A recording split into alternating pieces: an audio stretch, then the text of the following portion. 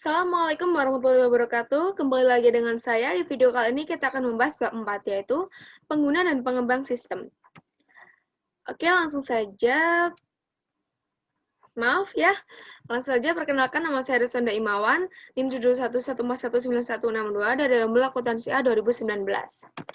Saya menggunakan buku dari Sistem Informasi Manajemen edisi 10, karya Raymond McLachar dan George P. Skill, penerbit Salimba 4. Yang pertama, kita masuk ke organisasi bisnis. Sistem informasi ini dikembangkan dan digunakan dalam organisasi-organisasi bisnis. Nah, untuk sistem informasi eksekutif ini biasanya digunakan oleh manajer di perusahaan umum untuk memenuhi kebutuhan informasinya. Sistem informasi eksekutif ini terdiri dari beberapa sistem informasi, yaitu sistem informasi pemasaran, sistem informasi produksi, sistem informasi keuangan, sistem informasi SDM, dan sistem informasi sumber daya informasi. Kelima, sistem informasi ini berasal dari informasi dan data di lingkungan, seperti itu. Next, ini ada organisasi layanan informasi. Dalam SIM ini terdapat nama-nama divisi. Yang pertama adalah sumber daya informasi. Sumber daya informasi ini terdiri dari peranti keras komputer, peranti lunak komputer, spesialis informasi, ada juga basis data dan informasi, seperti itu. Kemudian yang kedua ada spesialis informasi. Spesialis informasi ini menggambarkan karyawan yang tanggung jawab utamanya itu untuk memberikan kontribusi atas tersedianya sumber daya informasi. Yang ketiga ada analisis sistem. Analisis sistem ini orang yang mendefinisikan masalah dalam informasi tersebut, kemudian mampu membuat dokumentasi untuk menyelesaikan masalah tersebut. Yang keempat ada administrator basis data. Ini tuh seorang spesialis informasi yang bertanggung jawab atas basis data. Yang kelima ada webmaster. Webmaster ini bertanggung jawab atas isi dan pengujian atau penyajian sistem web di perusahaan. Yang keenam ada spesialis jaringan. Spesialis jaringan ini membuat jaringan komunikasi data dan menyatukan sumber data komputasi yang menyebar. Kemudian ada programmer ini membuat kode program komputer dan mengubah data menjadi informasi yang dibutuhkan oleh pengguna. Kemudian operator ini menjalankan peralatan komputasi berskala besar atau komputer mainframe seperti itu. Next, ini ada struktur organisasi layanan informasi. Yang pertama ada tren dari struktur tersentralisasi ke desentralisasi. Untuk struktur organisasi tersentralisasi ini biasanya terdiri dari beberapa orang analisis sistem dan programmer lainnya untuk memelihara sistem-sistem yang sudah ada. Nah, masing-masing dari ini tuh dipimpin oleh manajer. Kemudian pada tahun 1970 sampai 1980-an, beberapa perusahaan ini mulai mendesentralisasikan sumber daya informasinya dengan mengalokasikan mereka ke unit-unit bisnis. Mereka mulai mengubah sistem dari tersentralisasi ke desentralisasi. Pada sistem desentralisasi ini, banyak area menunjuk seorang direktur informasi divisi atau divisi information officer atau DIO. Yang kedua ada struktur organisasi inovatif. Pada struktur organisasi inovatif ini ada tiga model, yaitu yang pertama ada model sekutu.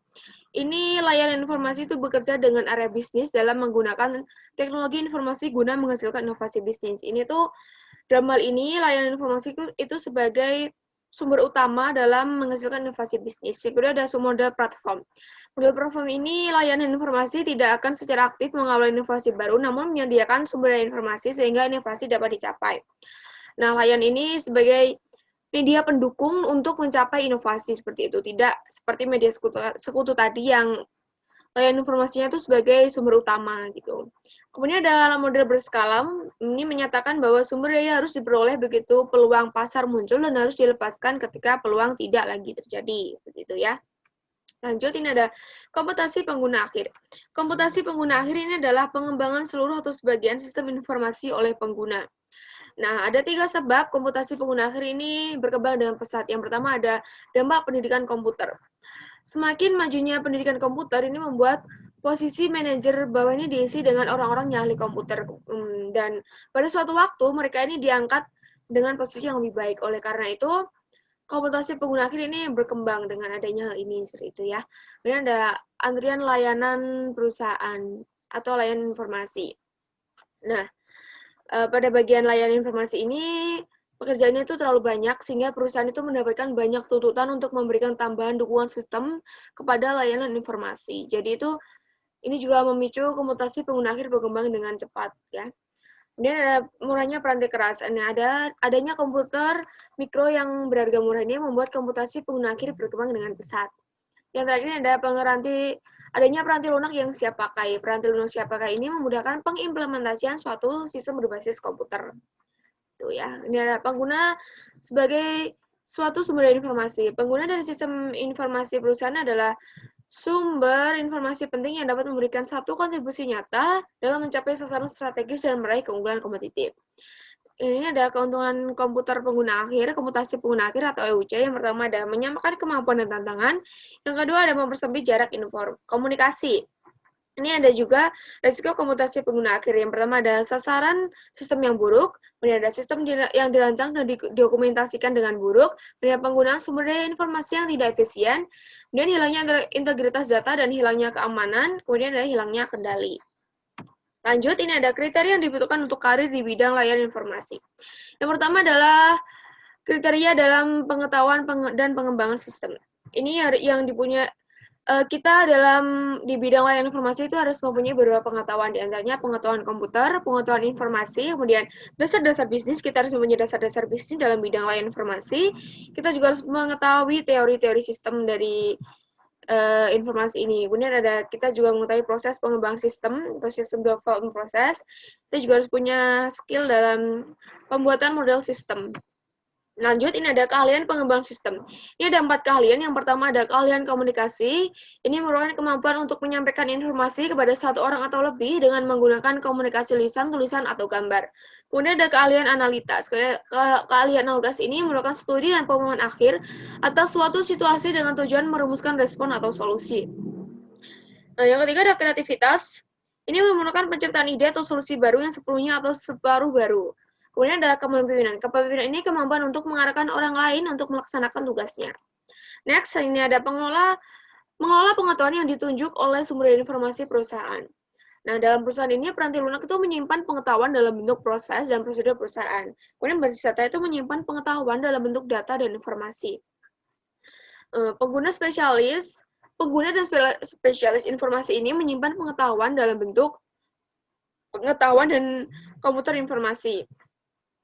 Kemudian perusahaan ini sering menganggap manajemen pengetahuan itu sebagai jenis yang harus dikembangkan, seperti itu ya. Jadi itu pengetahuan dalam sumber informasi itu sangat penting bagi perusahaan. Kemudian ada otomatisasi kantor.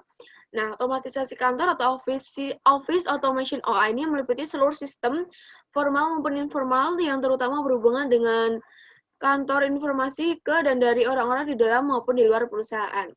Salah satu keunggulan dari OA ini adalah fakta bahwa ia memberikan suatu sambungan komunikasi bagi orang-orang dan di luar perusahaan untuk saling berkomunikasi antara satu dengan yang lainnya.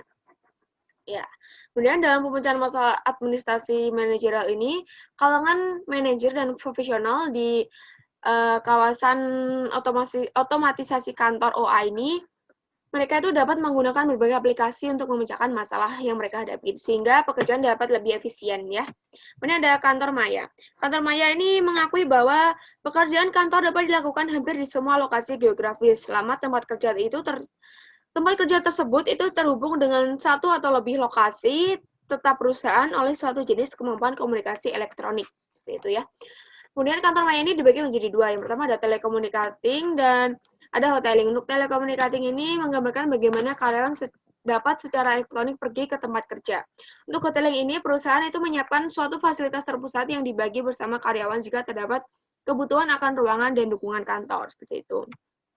Dan ada keuntungan dan kerugian kantor maya. Untuk keuntungannya ini ada biaya fasilitas yang lebih murah, biaya peralatan lebih rendah, kemudian berkurangnya penghentian pekerjaan, kemudian ada kontribusi sosial. Untuk kerugiannya ini ada moral yang rendah, karena mereka mungkin banyak yang tidak saling bertatap muka, kemudian ada kekhawatiran akan risiko keamanan gitu ya. Kemudian ada organisasi maya. Nah, semakin bertambahnya industri yang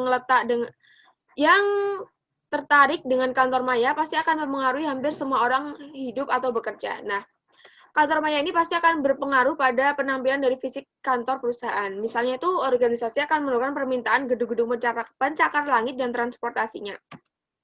Kemudian ini ada menempatkan pengguna sistem informasi dan spesial informasi pada perspektif. Ini pengembangan sistem pada awalnya ini dilakukan sepenuhnya oleh spesial informasi, namun lama-kelamaan pengguna telah memainkan perannya yang semakin penting. Tidak hanya pekerjaan pengembang, juga pengembangan yang berubah ini keadaan di mana pekerjaan dilaksanakan juga ikut mengalami perubahan. Organisasi saat ini itu tidak lagi berbentuk fisik, yang seharusnya pekerjaan.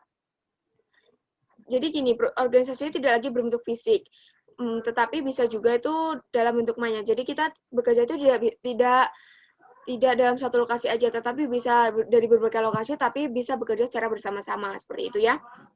Oke, terima kasih telah mendengarkan presentasi dari saya. Mohon maaf bila saya ada kesalahan dan kata-kata kurang jelas. Terima kasih atas perhatiannya sekali lagi. Saya ucapkan wassalamualaikum warahmatullahi wabarakatuh.